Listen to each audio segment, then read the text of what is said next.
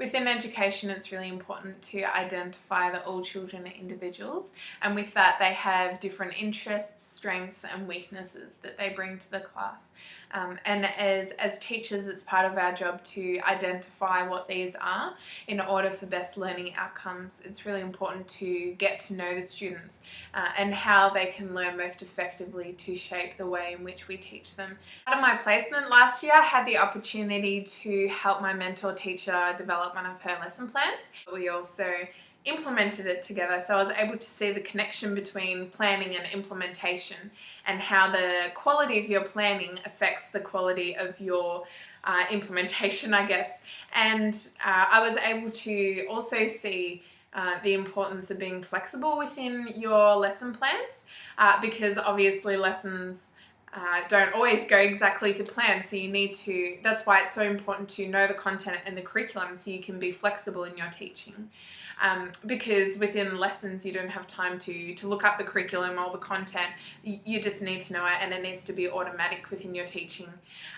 And an example of the lesson plan that we had is this one here, and it's to do with maths. And so in the creation of this lesson plan, we used AITSL and the progression points within the Australian curriculum, AITSL, because it was within a school. And we also were able to look at and use assessments and previous lessons to see where the children were at according to the curriculum, and use the curriculum to create lessons in a way that children were able to develop their understanding and knowledge in effective ways. And in doing this, we created the lesson plan in quite an open-ended manner, so that children were able to learn at where they were at. Alongside my studies to become a teacher at Monash University, I have been and currently working as a teacher's aide at a rural school, and I'm employed to work with a boy with ASD, ADHD and auditory processing difficulties. And as a result from his severe disabilities, he often suffers from anxiety, and he's on anxiety medication.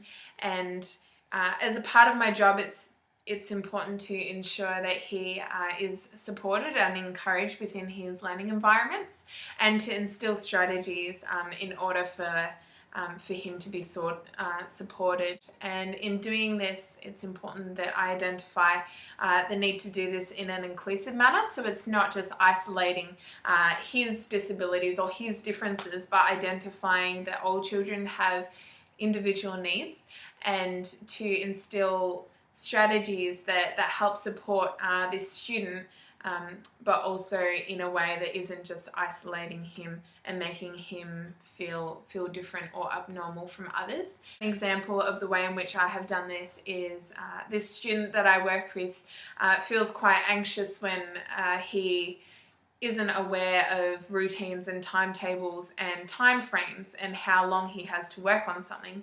So, and he's quite visual as well. So what I have done is I got a timer that has a picture of how much time we've got to go on this learning task, and the teacher is able to just put that on, okay, say 10 minutes on this, and the student that I particularly work with, he is able to see how much time he's got left, which helps his anxiety and his achievement in those learning experiences, but it's in an inclusive manner. So everyone within the classroom benefits from that, and they're able to be supported in that. So it's not just isolating the one student with a disability, but ensuring that teaching strategies are in an inclusive manner.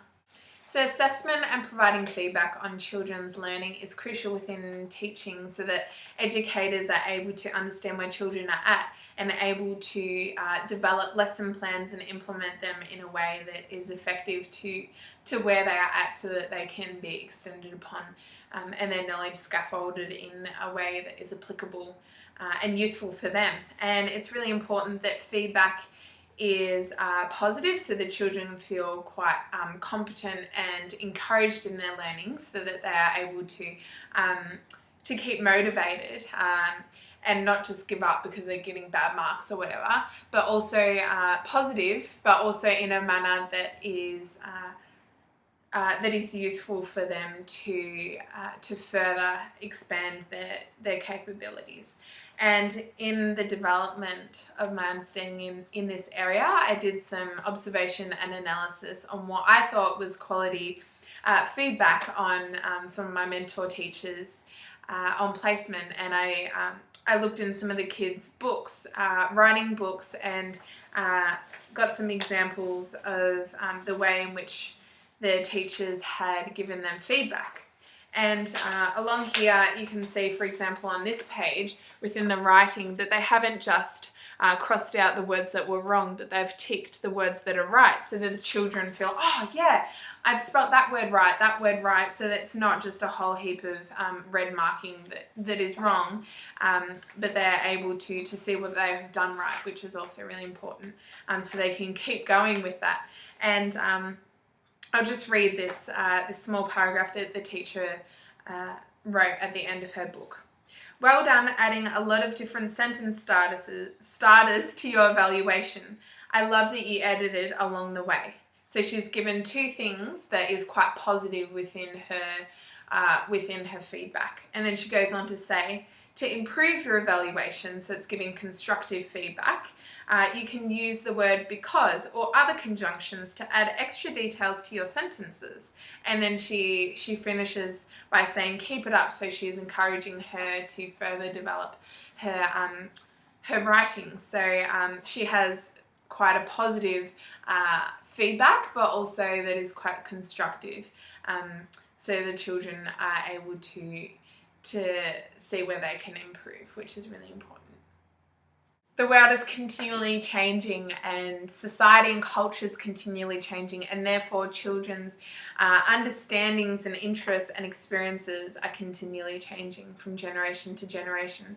And therefore it is so crucial to understand that teaching is a profession that you need to continually change and develop your understanding in and your capabilities and professional knowledge.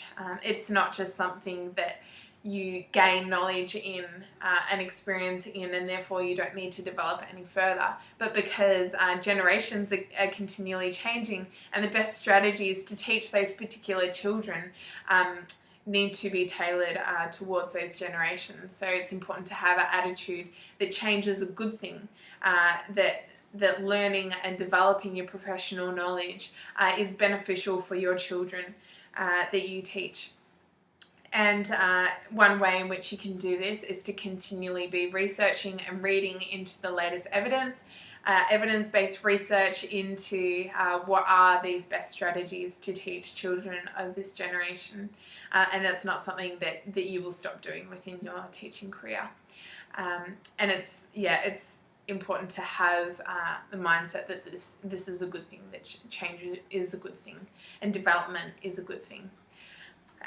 And one way in which I've done this within my work as a teacher's aide, I've been privileged to go to PDs as part of my job, so professional development days.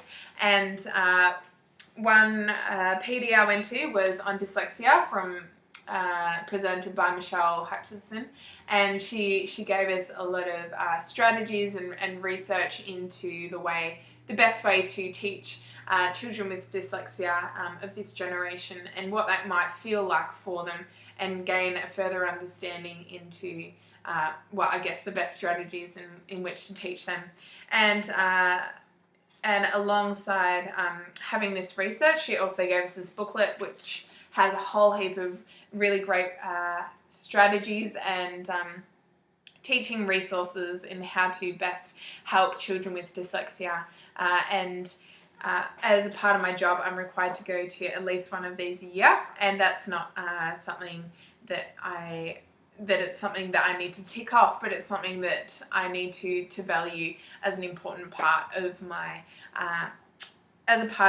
job as a teacher's aide. So as a teacher, I plan to continue have this attitude that change is good, and change is a good thing to help the next generations to learn in a way that is best effective for them. The Victorian Early Years Learning Framework identifies that children learn in the context of their families. For this reason, it's really important that as educators we value the relationships with parents and caregivers of the students in our class. It's really important that communication is a high priority within our teaching to ensure that there's no clashes between what the children are learning at home and school.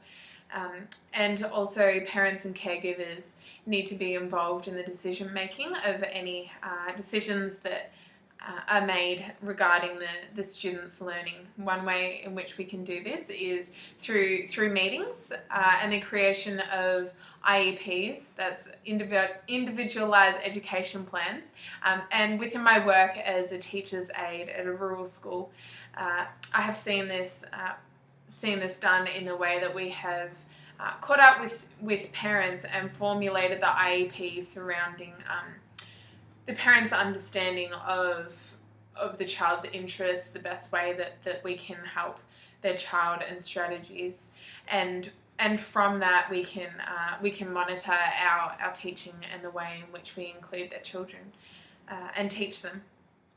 So it's really important to value those relationships with families. It's also important for best practice to have interdisciplinary relationships and identifying the value that they bring, because different disciplines within education and external from education, such as psychologists and speech therapists, for example, bring different expertise within the decision-making process for a child's education. So it's really important to value them and to feed off each other for a shared understanding and best practice.